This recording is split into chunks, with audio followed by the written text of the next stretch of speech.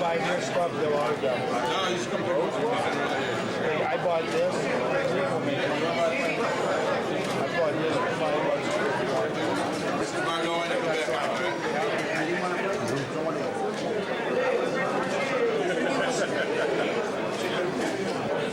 Okay, now everybody want to say big smiles if you're going to go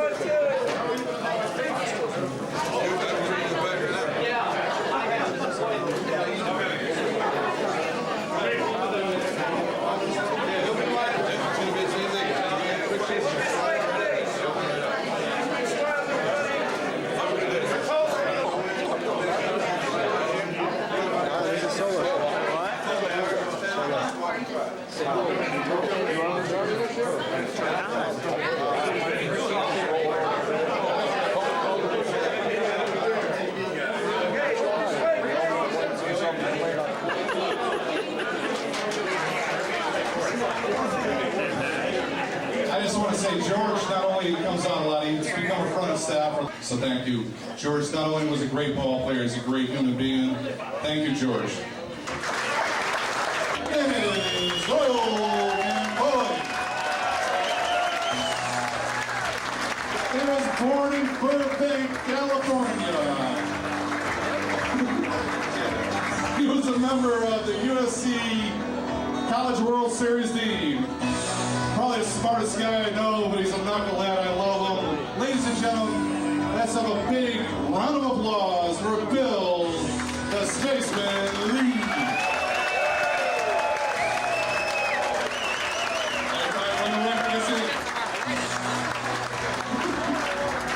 All right, he was born in Tuscaloosa, Alabama. He was the 1976 MVP of the All-Star Game. He was the 1977 National League MVP after hitting 52 home runs with no steroids. Let's give it up for George and the Destroyer, Boston.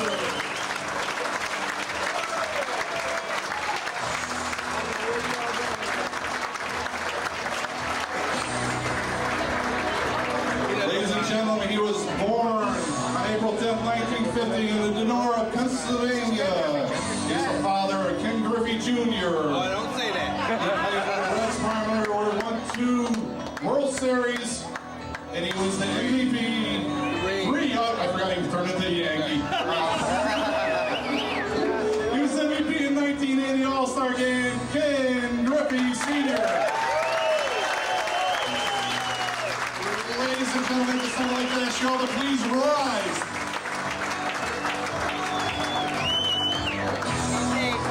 It's my signal to drink. He's a legend. In his own time. Possible. I'm not going to get into it because we all know about him. But if you think he belongs back in baseball in the hall, give him a round of applause, Pete Rose.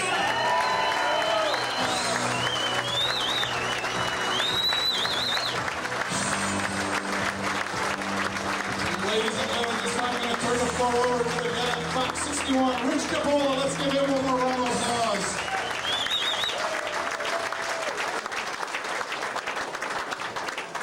Thank you, Oscar. Well done.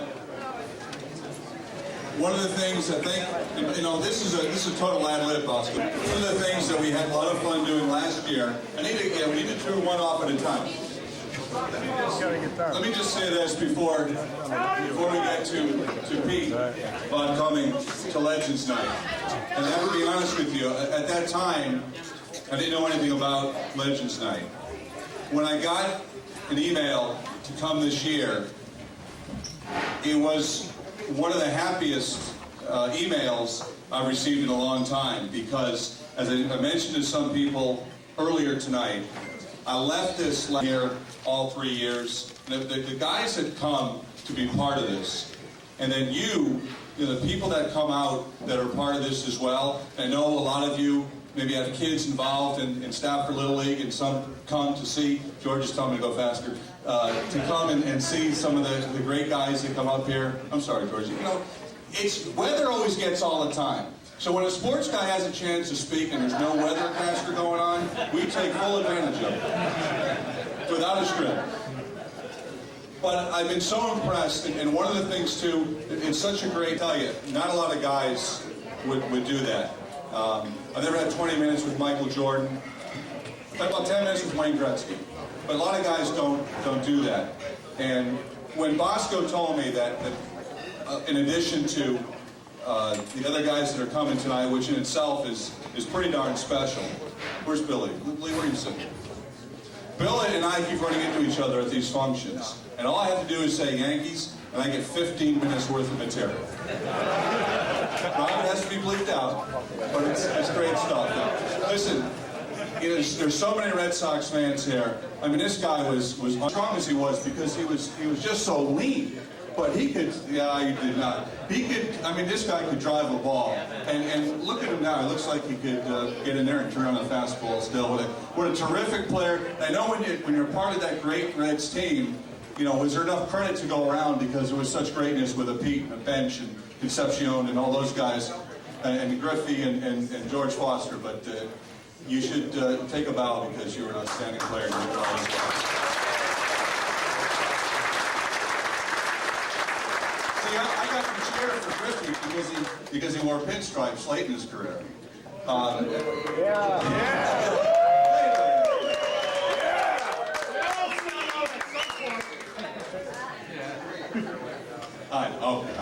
won't talk about the Yankee days. I will say this though: imagine being that caliber player, and on top of it, I mean, when my 8-year-old daughter hits a softball, I'm pretty proud. Imagine being a great player.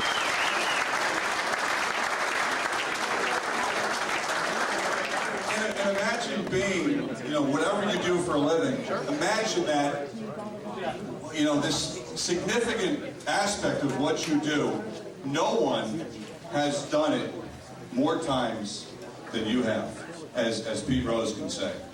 I think that's pretty darn impressive, too. You can clap for that.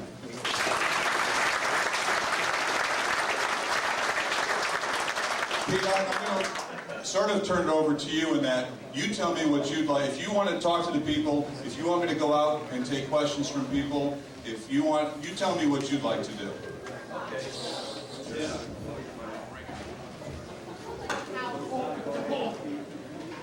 Thank you, and I hope I live as long as you can talk.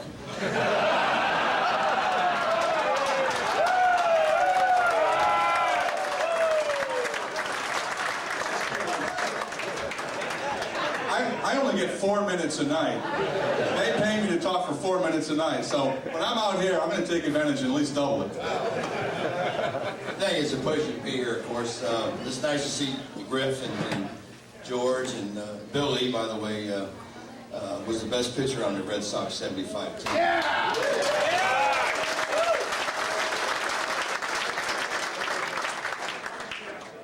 Dennis Olcan, I don't know what the hell he's doing here.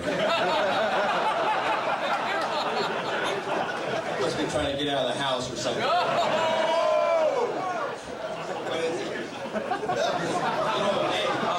Hey George, you know what? I just got my picture taken with, I don't know how many people here, 400 or 500, and I kind of feel bad for the Red Sox fans. I kind of wish we'd have lost that series at 75.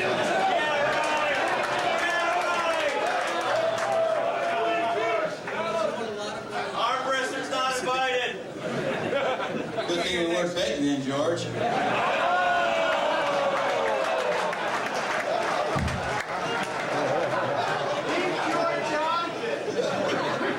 George, you ought to stand up and thank Griffey and I, because if it weren't for us two, you wouldn't have no damn RBIs.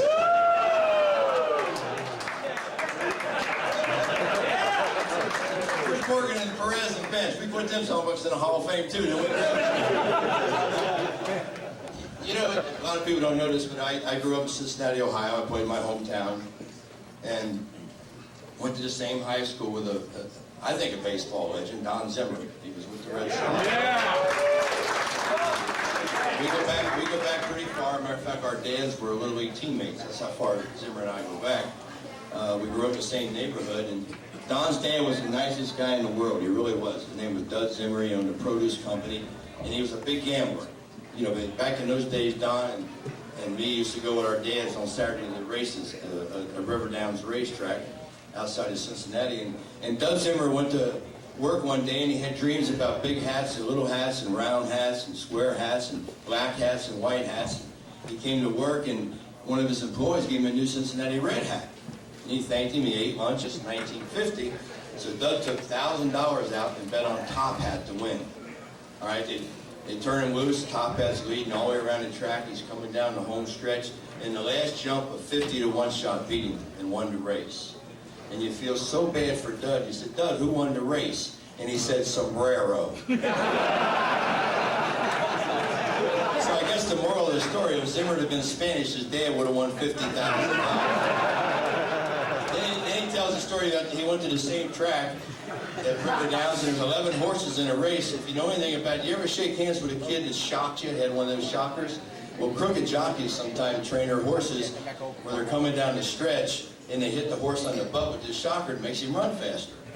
And you know, the starters up on a podium, the assistant starters are holding the horse's head, putting him in the gate, and all of a sudden, the starter says, listen, gentlemen, he said, I know somebody has a battery, and when this gate opens, that battery better be laying on the track, or someone's looked at a lifetime suspension. So it got real quiet, and next thing you know, they're off. And they looked down the track, there were 10 batteries on the track. Is anybody having a hard time hearing me because of these buttheads back here talking? Who's the greatest player in the history of baseball? I'll tell you who I think, okay? I think Babe Ruth was the greatest player in the history of baseball.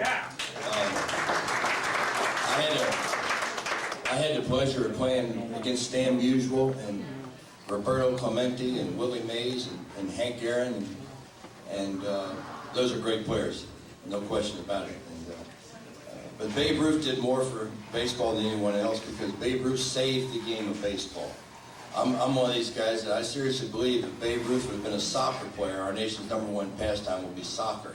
Because when he would go into this town or that town or this town, he would save that franchise because they would sell out every game he played. And it enabled Baltimore to grow, and it enabled Boston to grow, and it enabled Chicago to grow, and that's why baseball is where we are today. I wish I could have played against Babe Ruth. I have pros and cons about that.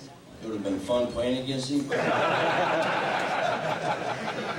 And this 77, true story, this 77-year-old lady walked 4 blocks down to say hi to me, and it was Babe Ruth's daughter. Now, I got real nervous talking to Babe Ruth's daughter, and I've been in front of federal judges before, right? She just came down to tell me that if her dad was alive, he'd appreciate the way I played. And then 2 days later, I was down in Tampa, and I was going home where I live in Los Angeles, California. God's country, right, Bill? Yeah, USC, go.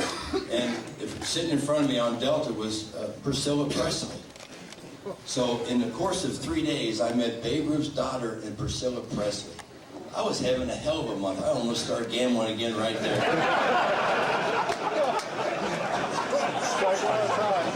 Griff, you remember this, George? I don't think you were there yet. This is very unusual. But we did something in 1970. You were there in 70, weren't you, Griff? No, you weren't there in 70? Where the hell were you? In Denora? Oh, we were getting ready for you. But Perez was there, and Bench was there, and we did something that you very rarely do, and that's we moved from Crosby Field to Riverfront during the season. Usually if you're going to open up a new stadium, you wait till the first game of the year, and I bet Tony Perez, the last day at the Crosby Field, that I'd be the first player to go to the bathroom at Riverfront. Okay? So we got a 7:30 game. I get there at 11 o'clock in the morning. It's a $150 bet, all right? So I'm sitting in there, and he sticks his head and says, you in there? I said, just give me my $150 and go about your business. That's what we used to do anything for money in those days. You know, when I broke into baseball in right out of high school, I was making $400 a month. And I thought I was stealing. They're going to pay me to play baseball. I can't believe this. And we just had so much fun playing the game of baseball, and that's why it was so much fun playing with the Big Red Machine. You know, what was unusual about the Big Red Machine, you got 3 of the 8 guys that played every night in the room tonight. We didn't have, I don't even know who the hell the extra men were. Do you, Griff? You remember who the extra, who backed you up? Nobody, because you played every day. Kind of slow. And we got George from San Francisco for Frank Duffy, I think. I mean, that's almost as bad as Fergosi for Nolan Ryan. And we're playing a Wednesday game, and after the game, Sparky calls me and says, Pete, we got to create more offense. We got to get some more offense in the lineup. And I'm hitting around 350, 360. I said, what the hell do you want me to do? He says, well, you know, I'm playing left field. He said, I want you to move to third base. I said, what for? He said, because I can get George Foster in the lineup. He's got a good bat. And I said, all right, when do you want me to do it? He said, Friday. You know, I'm playing left field now. I'm 300 feet from the ball. Now I'm 60 feet from it. So first thing I had to do is go buy a jockstrap and a cup. No jockstrap in the outfield with his hands. I mean, don't get misled because George wore catcher's equipment when he played left field.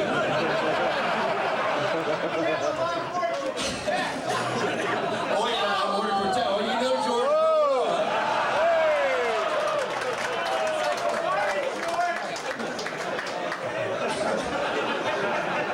Don't ever screw with a guy's got the microphone, buddy. I remember one time, this is kind of a funny story. One time, and I was out eating with Willie Mays, and you know, Willie is cool dressed. He had a light shark-skin gray suit on, and he went back and he went to the bathroom, excused himself, and he came back, and he had water all over his pants on both sides, you know, like he wiped his pants off. And I said, Willie, what the hell happened? He said, man, I was in there, and the man said, ain't you Willie Mays? He said, that nigga peed on me. So there's somebody in this world peed on Willie Mays.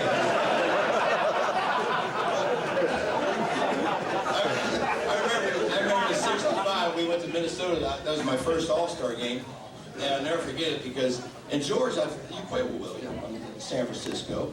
And these guys, I walked in the clubhouse and my locker was between Henry Aaron and Willie Mays. Now, and I'm just a kid, man. I didn't know whether to wind my ass or scratch my watch. I was nervous. You understand what I'm saying? You gotta think about that, right?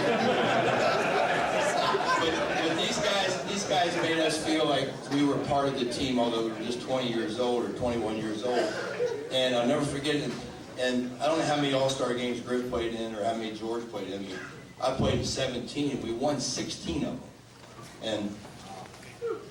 And the reason we won 16 to 17 is we used to have a league president named Warren Giles, whose son Bill Giles bought the Philadelphia Phillies. And for his pregame meeting of the All-Star game, I mean, you know, the American League seemed like their best teams were always as good or a little better than the National League teams, but the overall talent in the American League wasn't quite as good as it was in the National League. And I think it was because we had AstroTurfs and we had African American ball players where we created a lot of speed. And I think that's why I remember one game we played in Milwaukee, and me and Willie Davis and Caesar Ackups. I mean, so the people were saying, get them bums out there and get the real guys in there. And because of the way the league president was, we won 16 of the 17 games. The only one we lost when I played was the one in Detroit where Reggie hit it off the transformer off of Doc Ellis. But we took the game serious. You know, it doesn't matter if you're playing in an All-Star game, you're playing in a spring training game, you're playing in a World Series game. Your obligation to the fans is to try to win the game. And I get a kick out of people say, well, how the hell can you play like that in an All-Star game? What does that mean? I mean, that game was the one I knocked the catcher down. I mean, that was in front of 55,000 people. I mean, did we all enjoy the game a couple, 3, 4, 5 years ago in Milwaukee when the game ended in a tie? Wasn't that great? Yeah, wasn't that great? And that's the great thing about baseball for these youngsters sitting right here. I mean, a lot of us in the audience have kids, and don't tell me when you go to a Little League baseball game that you don't feel better on the way home when your kid got a couple hits and your kid's team won the game. The phone call, I mean, the hamburgers taste better. The phone call your grandfather couldn't be there is a lot better. You know, when I was a kid and we lost the game, My dad wouldn't stop to eat. He said, you got to earn that food.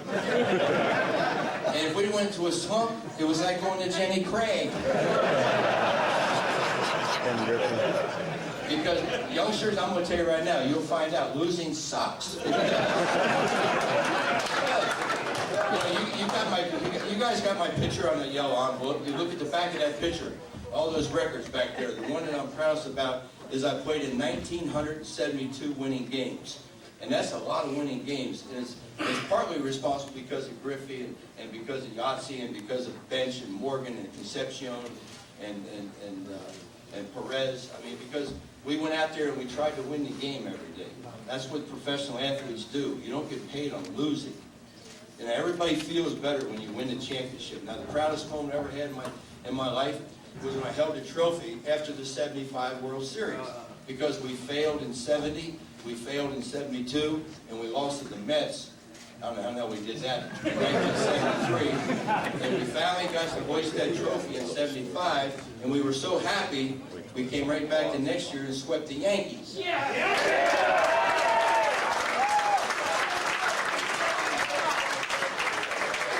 Hard to believe because we didn't have Bill Lee on our staff.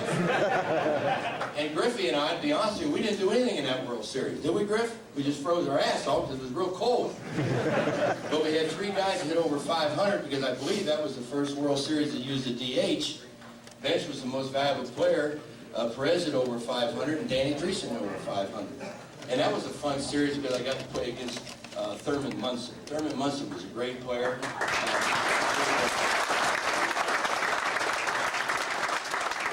What I liked about Thurman Munson, when he came up to the plate, he talked.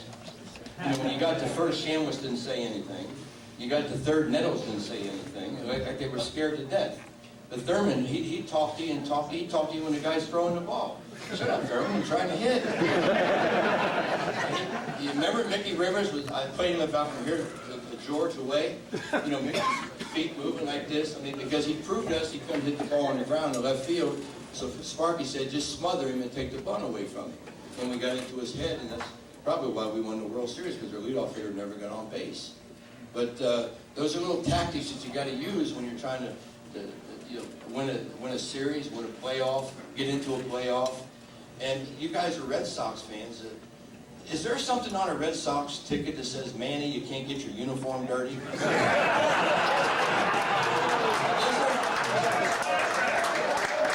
Contract? I mean, that guy can hit. I mean, that guy, but he's got to knock in 130 because he was in 110. I mean, seriously. I mean, this guy can hit like nobody else. But I'll tell you what, man, you got to get your uniform dirty. I mean, Francona, I played with him in Montreal, and if you'd have took a survey of the 25 players in that team, least likely to be a manager of baseball, he'd have got the most votes. But you guys got the marble several years ago. I mean, you know, you're down 3-0 to the Yankees. That's a tough chore, man, being down 3-0 to the Yankees. But that proved to me right there what we all should know, okay? And it's this. That answer that might be Bud Selig. You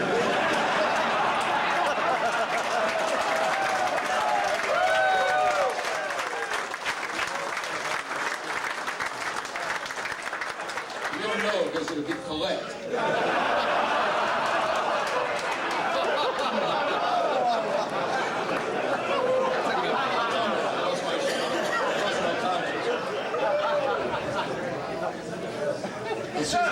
What's that?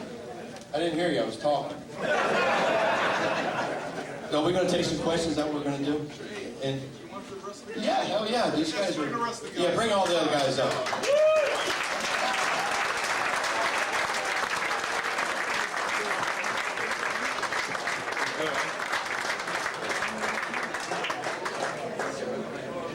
Didn't Pete kill me for being able to talk there? The only one that can out-talk you, right there. The only one that can out-talk him is you. All right, I guess we'll open it up to everyone. I'll try to come around with the microphone. We'll try to get the kids like we did last year. Okay. If you guys have a question, raise your hand. I'll try and get there as quick as I can. I'm not in Foster type shape, but I'm all right. You guys have a question for anyone up top? Just saying. We need to get rid of that. I want to tell one thing about Pete. In 1975, he was most valuable player in the World Series. And I was selected to present him with his prize and trophy. And I presented him with a 1975 AMC Pacer.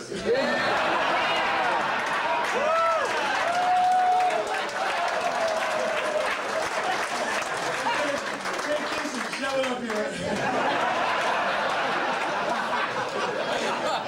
Small enough he could. No. You know what he did? He drove it around the corner, down the block, and traded it in on a Rolls Royce. I remember it was worth one tire.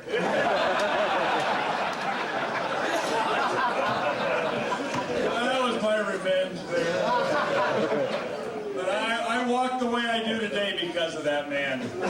After that series, we had to go to Hawaii, and ABC had a thing called Super Teams competition, and you had to sit strong. We played volleyball. He came under the net one day and submarine me, hit me in the lower back, and today I walk like Groucho Marx. He's a pain in the ass. Got a question, Seth?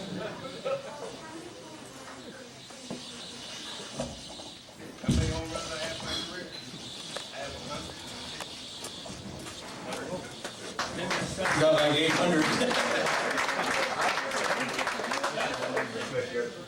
Yeah, but I got 3 rings.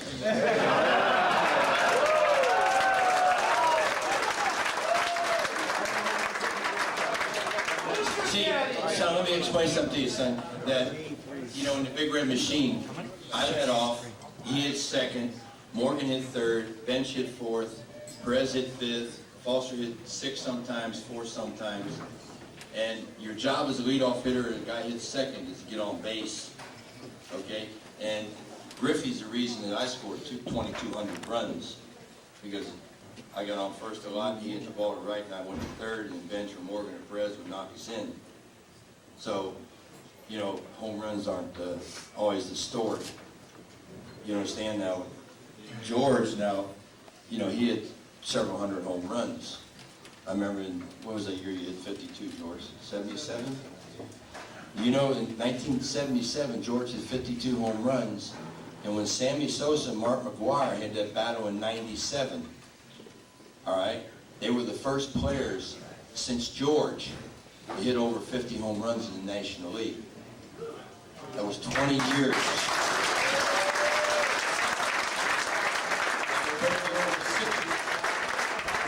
They both hit over 60 that year. Guys, that year, or total? Total probably about 15 million.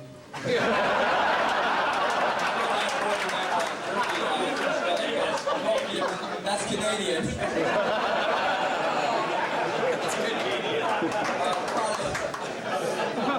He stopped at third base to talk to the third base coach. I had probably over 1,200. I didn't face all can that much. See, the way it was is when I was on base, if there was a black guy up there, I wouldn't score. If there was a white guy up there, he wouldn't score. We just took our turn, whoever was batting. You know. If Griffey's on second, I'm on first, and Bench is hitting, I go around him to score. See, the Big Red Machine was a very unique team in this respect, too. It's probably the only team back in the 60s, 70s, or 80s that we had white stars, we had black stars, and we had Spanish stars. And we had 8 players. 8 guys played every night. There's no team like that today. You know, I wish I could sit here and tell you we were the best team in the history of baseball. I don't know about that. There's a lot of great teams. But I guarantee you we were the most entertaining team in the history of baseball. Because we had everything.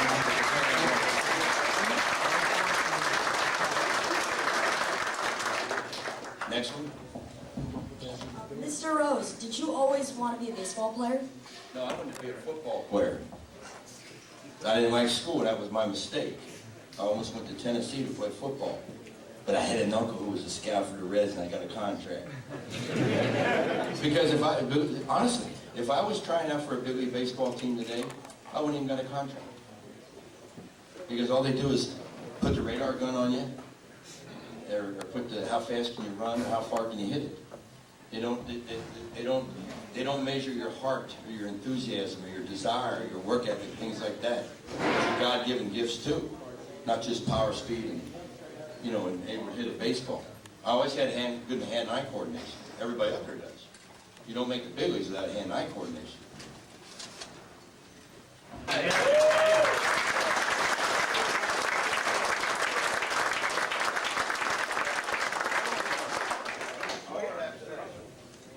George Foster, what was your favorite home run? Favorite home run? Hitting grand slams were my favorite, but there's not one that, probably my first home run in my career probably stood out. Well, the grand slam I hit against the Giants, because I'd been traded to the Reds at the time, and we had gone back to San Francisco to hit a grand slam to help the Reds win. So that one really stuck out. I had to get out of town very quickly. I want to ask you guys, because the 75 World Series was such a classic, when you're in the middle of it, especially as it got to games 5 and 6 and 7, do you have any sense, if you had the 3 rainouts, you had even more time to think, get a real sense?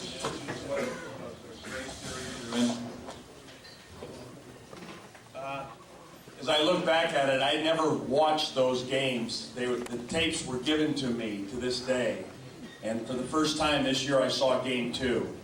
And I just could believe how close it was, and how the rain delays, the come from behinds, and then the 3 days of rain, like you say, between Game 5 and 6. I was supposed to start Game 6, and after the 3 days of rain, people came to me and asked what you wanted. I said I wanted it to rain for 2 days, to give Louis Tion a chance to rest, because we're going to need him. And he says, like what? I said, well, there's, in old mythology, Zeus, when he came out and you can't use this, he raped Europa. He said I wanted Apollo not to show up for 2 days so I would have a really good time. And I said, well, that's great mythology, but it happened for 3 days. And because of that, I was postponed. I was not allowed to throw Game 6, and Tion went ahead of me.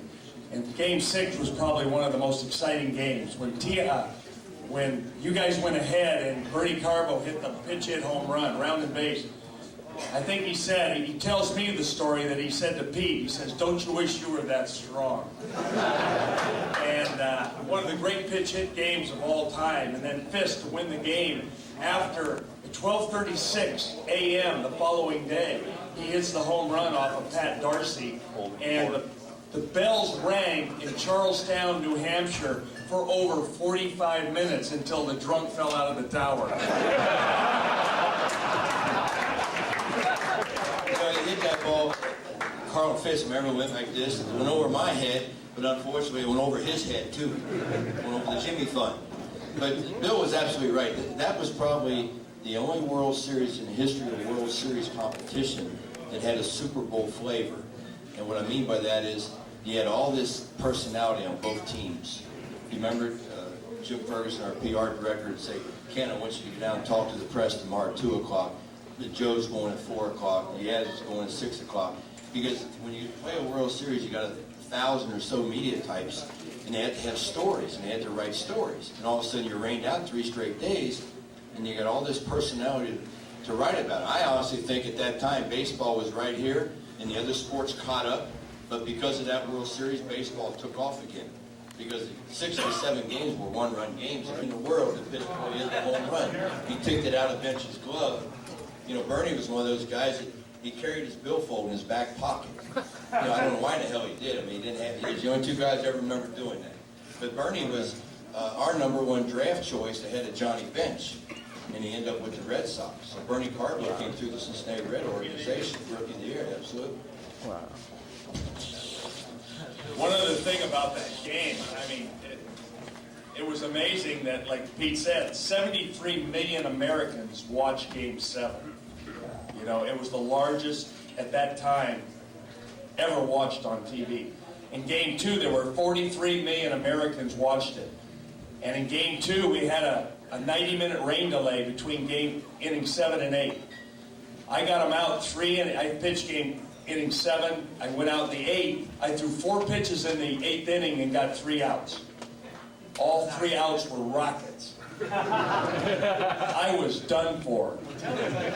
And then, in the inning 9, during the rain delay, Johnny Bench, 43 million Americans, he was interviewed, and in that interview he said, I'm going to hit Bill Lee to right field because he's pitching me away. Do you think one of those 43 million Americans would let me know?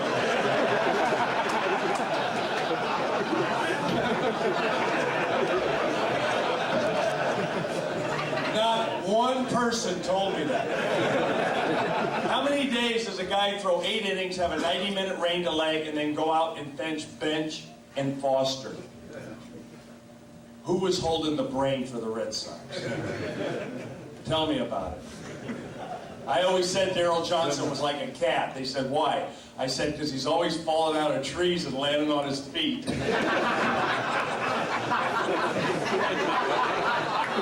wonder I was traded.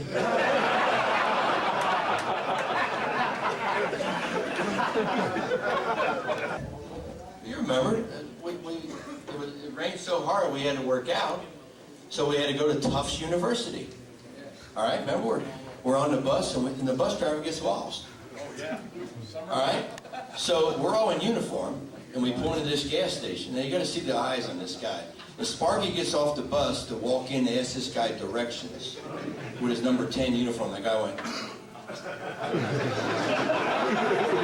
And he gave us the wrong damn directions. He didn't want us to work out.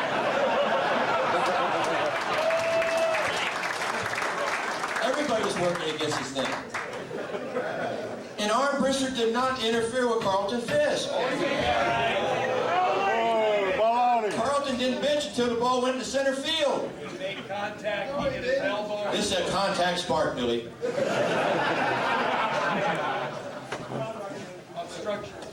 There, won a World Series in 1980, 5 seasons. I know, looking at some of the statistics, they were probably one of your greater seasons. Played very well there. Yeah, I was fortunate enough to be able to play as many years as I did in Cincinnati and then go to Philadelphia for 5 years, and we went to the World Series twice, and we won one in 1980. And I know what you people went through, something like what you went through, because when we won the World Series in 1980, they waited 97 years. A little bit like the Cubs today. Is there any Cub fans out here? Why? Why?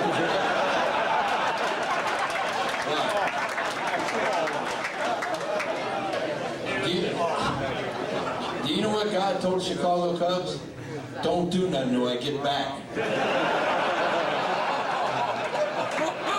You ever been on the Cubs website?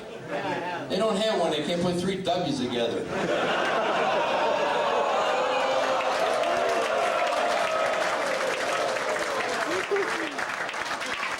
I get a kick out of some people are so stupid in this world. I work 15 days a week, a month in Vegas, and the Cubs are 5-1 to win the World Series. 5-1? They haven't won in 98 years. How can they be? They ought to be 500-1. I'm going to see him play next Monday on opening day. He's going too. Hell, him and I could play against the Cubs. Could have won for 4, wouldn't I, Griff? Huh? I got a new scoop for you, if you're a Cub fan. Kerry Wood and Mark McGwire are hurt. Every year they're hurt. We don't have Mark McGwire. I know, he's in the minor leagues. Pryor. We never had Mark McGwire. Excuse me, you know what I mean. Yeah. Mark Pryor. You ought to have Mark McGwire. Yeah, Sammy Sosa. Juice. Years ago, their damn heads grew 3 sizes. And they cut their hair off. Sammy went from a monster to a little guy now. He's back, isn't he, with Texas? Is he down there with the Rangers? Is he going to make that team? Yeah, he's going to do 600 home run. Yeah. Yes, this is for Dennis Camboy. I would just like to know, you're the only player I think in Major League Baseball to actually smoke inside the dugout in between innings. Tell me about it. First of all, it wasn't a player, it was a damn pitcher.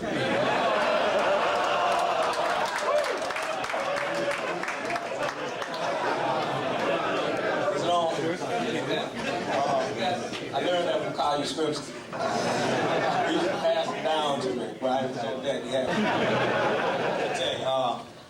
But I remember when I first met Mr. Rose in 1983, Jim Rice and Pete was talking in the battle box in the cage when he was with the Phillies. I was my rookie season, first year in big league camp. Pete said to Jimmy, "Who's the bat boy over there?" With number 23 on, with no black boys, and they got number 0 on the back. Jimmy said to Pete, that's a pitcher. Pete said, "Come here, boy." Called me over at the time, I'm 22 years old. I come over and I said, "How you doing, Mr. Rose?" I mean, I was like, this is Pete Rose. So Jimmy said, "Hey, Pete, he can pitch, man." Pete said, "Well, young boy, I can hit it." He said, "When I go in the clubhouse and come back out, I'm going to tell you where I'm going to hit it at." So his first time up in spring training, I punched Pete Rose out, right? Next time he came up the bat, right here in the center field. He jogged down first. I told you, young boy, I told you where I was going to hit it at. I was pointing when he got up to the plate. Threw a fastball out of the plate. Hit it back up the middle. And I got a chance to play with his son. So I played with both generations. I got a chance to play with Pete Rose Jr. I got a chance to play with Ken Griffey Jr. I played with Bill Lee during the summer now. So my favorite ball team, when we play in the summer, Bill and I play in like 35 and over leagues, and we travel together. We play in charity softball games and baseball games, and we raise money for various foundations and all through New England. And I still enjoy the game. I still love the game. But my favorite team growing up was the Big Red Machine. When I was a kid, these three guys were my favorite ball players, along with Johnny Bench and Joe Morgan. I thought it was the best baseball team that was ever put together. And I saw these guys. I was 15 years old, sophomore in high school, and I remember the summer of '75 real well. And that's when I really got introduced to the Boston Red Sox, because I became a favorite of Carly Scripsky when I was a kid. And I remember playing Little League Baseball and going up to the bat with a Pete Rose model bat, 30, when I was a kid. And I won your number when I was a kid. I remember it quite well because, you know, when we were in Little League Baseball, there was no such thing as aluminum bat. So we had wooden bats. And the bats had the signatures on the Major League players on it. So you had a Jackie Robinson, you had a Fatter Hammer bat, you had Pete's bat, you had Carly Scripsky's bat. Those were the bats that we saw when we were little. And fell in love with Pete Rose when I was a kid. And I got a chance to watch him play baseball. And I was inspired by all of these guys up here. I remember being a senior in high school, getting ready to be recruited to go to Jackson State University, where I played there, and Walter Payton was a senior when I came to school. And I got a chance to see George hit those 52 home runs. And the best catch I ever seen was in Yankee Stadium in 1986 by this man right here. In left field, he robbed a home run. And he leaped up over the fence, and he sits behind up on the wall. When he made that catch, Marty Barry would have got 4 home runs for his career.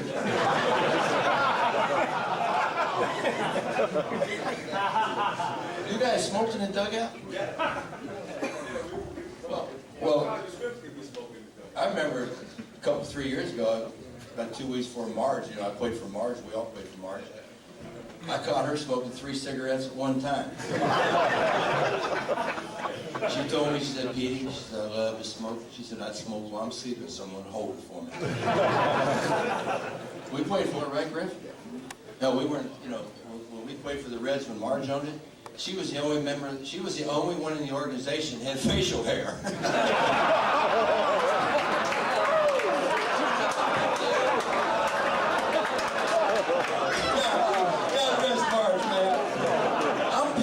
She didn't put me in her will. She had $75 million in the zoo.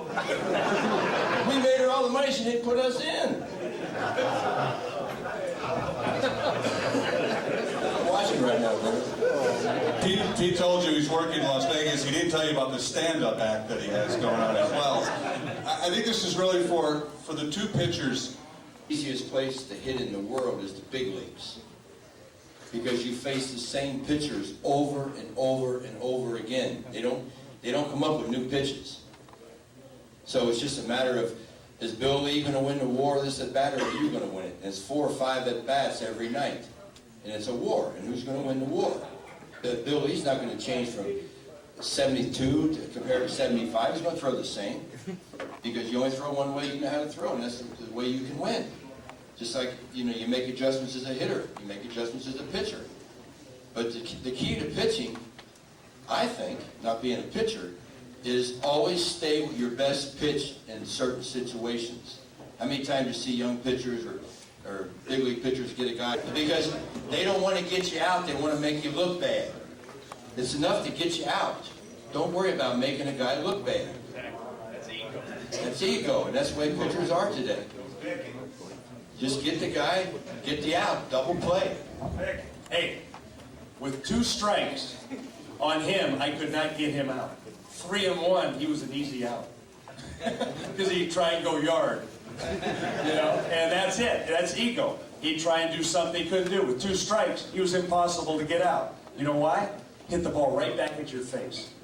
All day long. You get inside out anything, and the ball away would hit the other way. So, Table will agree with me. Baseball is the hardest game in the world. Why? Because it's the only game in the world where you're going to fail 7 out of 10 times to go to the Hall of Fame. If you're a doctor and you operate on 10 people, and only 3 of them make it, you're not going to go there. 3 out of 10. Well, some people can go to the Hall of Fame 3 out of 10. Some people don't too. Yeah, some people. But so if you bat 600 times, you get 200 hits, you're going to make 400 outs. 400 outs. I made more outs than anybody too. But there's a pretty good player second on that list. His name's Skrimsky. But it was fun to try to make the outs. You know, I batted 788 times one year. One season, 780 times. I got tired. I mean, I got a record that never be duplicated. I heard more national anthems than anybody in the history of sports. Bill heard it all year, didn't you, one time? Yeah. Did you? You played it? They don't have your brothers in Canada. Did Jackie Robinson play up there? Did you play with Jackie Robinson? Damn, you look good, Dennis. Oh. they had a thing it's called the Underground Railroad. One for that, Ferguson Jenkins would have never made it that far north.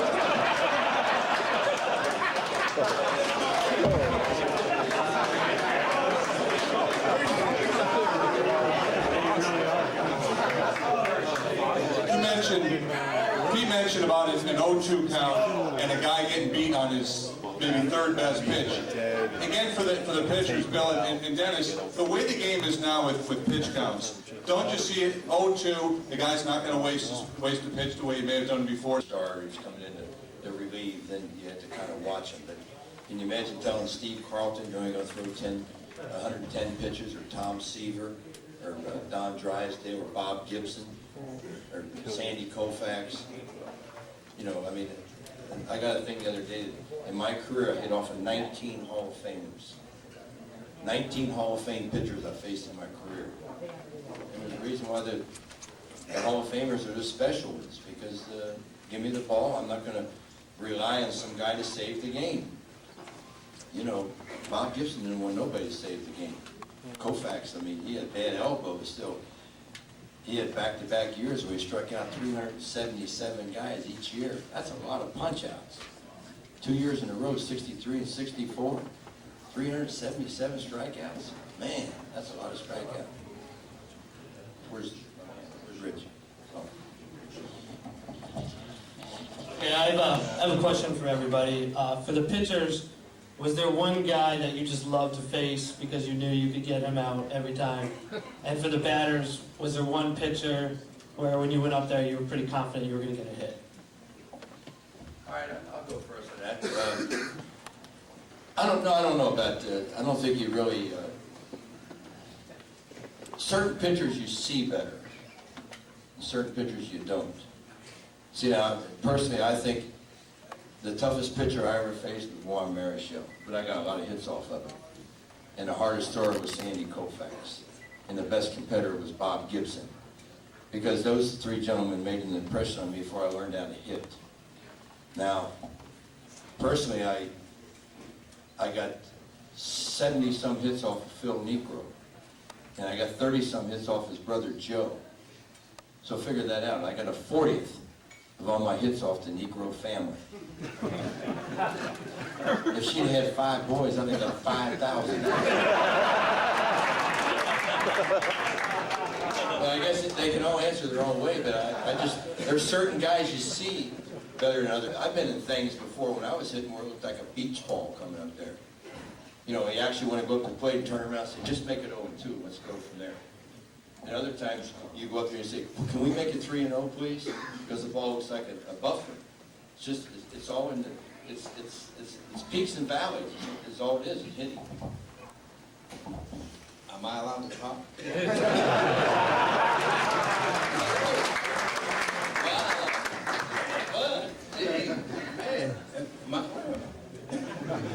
Okay, now we were talking about the pitchers. All right, the only pitcher that I had problems with was a guy named Bob Shirley. And the only reason why I had a problem with him is because his last name was a woman's name. I couldn't stand him. And the Reds, wait a minute, the Reds, and the Reds said they're going to trade for him because I couldn't hit him. And You weren't that important. no, but the best pitcher, the one I seen the best was a guy named Tommy Johns. You couldn't hit Tommy? You couldn't hit Tommy Johns? What about Randy Jones? I couldn't hit Randy. I couldn't hit Randy over this table. That boy right there hit Randy. Oh, I remember he made you hit left-handed. Randy Jones's ball never got to home plate. Never got it. Never got it. They don't even know what they're talking about. Randy Jones could not make a ball club. Right? He would not get scouted out of A ball. Well, I watched him switch you up real quick. You know, he's the only pitcher to ever have Pete Rose turn around and hit left-handed, and he was a left-handed pitcher. I watched Pete many nights hit 5 ground balls to second base and run by Randy and call him everything but the child of God. Well, you were a low ball hitter, see? He was a low ball hitter and a high ball drinker. I could drink. You know, 1 beer, I was done, don't you? Don't you start. Don't you start. Last time, I remember you jumping out that cab in Atlanta.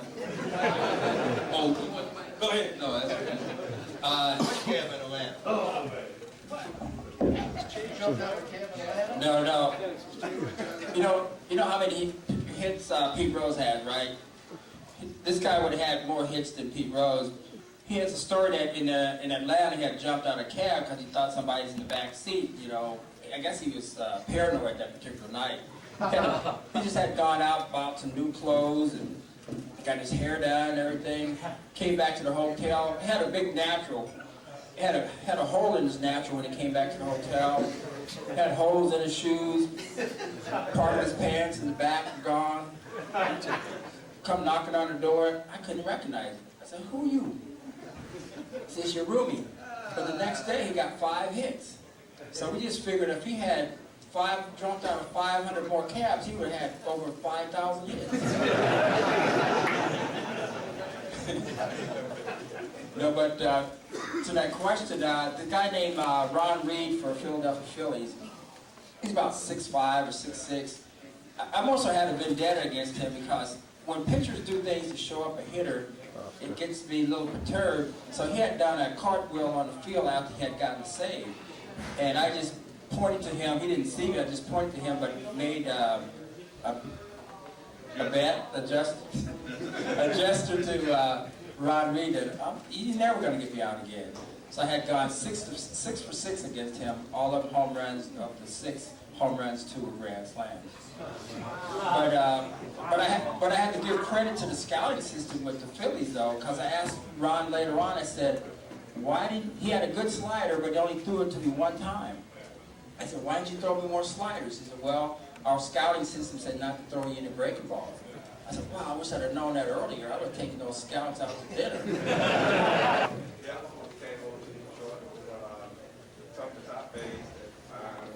First came to the base was Lou Whitaker. Lou taught me how to pitch. I couldn't get him out if I had to. I think his first 9 at bats, he was 9 for 9. He said, well, I can get you out. I said, yeah, but I'm on your side. I said, it'd be kind of ironic. You think you can get me out over here. I'm not going to face you. I said, well, you're not going to get anybody else out of the league. I already know that. He left. One more. First of all, I'd like to say thank you for coming to Stafford, all of you guys. I mean, what a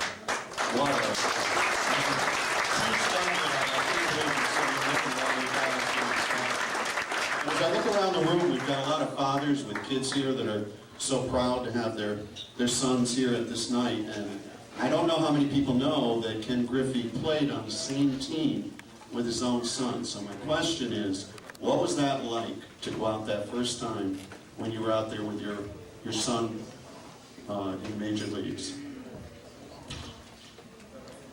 When it was last? Yeah.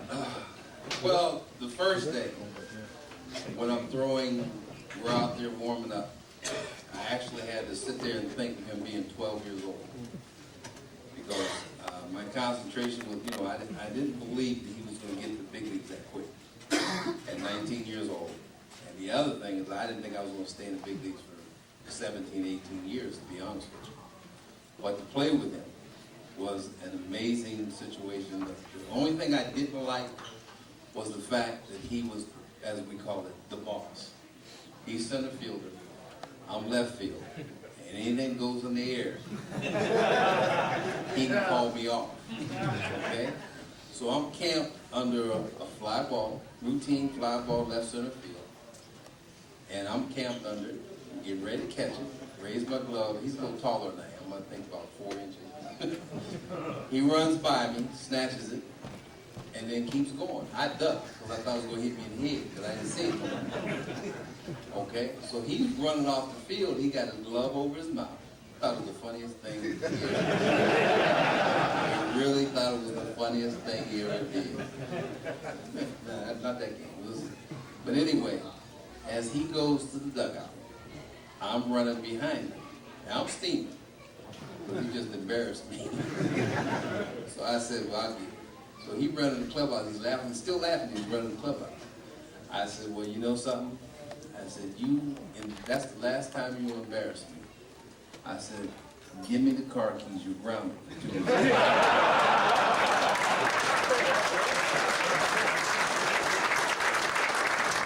The Reds to win so they could come in the clubhouse and be with their dads. I mean, that's how involved we were with winning at Cincinnati. On the road, you know, the kids weren't there, but at home, if we didn't win the game, they had to wait out in the wives' room, and they hated it. Now, when we win the game, what we did most of the time, it was like being in Iraq incoming with all these kids playing baseball. You know, they're just throwing baseball in the clubhouse, and they're all real good athletes. And that's the difference, because the Red Sox kids were never allowed on the field. Our kids were never allowed, and Cincinnati was, and I noticed that. And that's why it's tough. You never see Red Sox. You ever see any sons of Red Sox players making it? No, you don't see it because we weren't allowed to play with our kids like that. You know, that's a sad state of affairs, because I'll tell you, my kids love the game and they wanted to play, and I still to this day play with. I play father-son ball. I'm going to be on the field in 2 years with my grandsons. So there'll be 3 generations of Lees on the field. My dad will be coaching, and my aunts who are in the Hall of Fame will be coaching first base. There'll be 4 generations of Lees on the field at one time. Bosco's the boss. He told me there's one more question. Before the last question, I have a request for Pete to tell his Wrigley Field story. Which one? All right, Wrigley Field is today like it was when we played. What I mean by that is you can't go to the bathroom after the game because you can't flush the toilet. Because if you flush the toilet, the guy taking a shower gets scalded. And you put the pizzas in the dryer with the jock straps to keep them warm. Big leagues. This is the big leagues.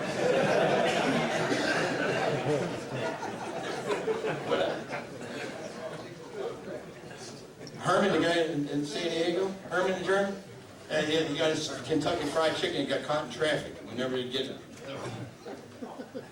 That's my story. One of these guys think you're in a slump because they got you, okay?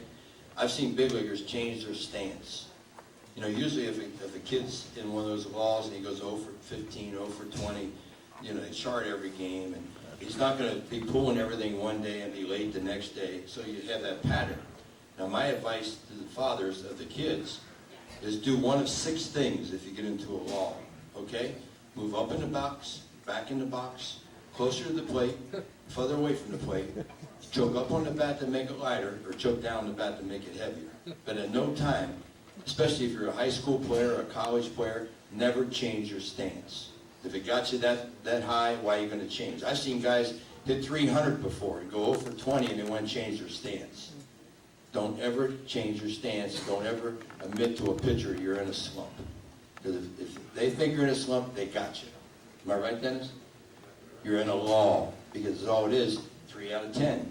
3 out of 10. And my advice to you guys, if you get 2, get 3. If you get 3, get 4. If you get 4, get 5. Never be satisfied. Never be satisfied. That's why I got the record for 5-hit games, 4-hit games. I don't know about 3-hit games, because I never was satisfied. Never be satisfied, because you don't know what's going to happen tomorrow. And the most fun is the guys who have the most fun are the team that wins the most games. That's the team that has the most fun. All right? Thank you. Hope we didn't offend anybody. Thanks for coming.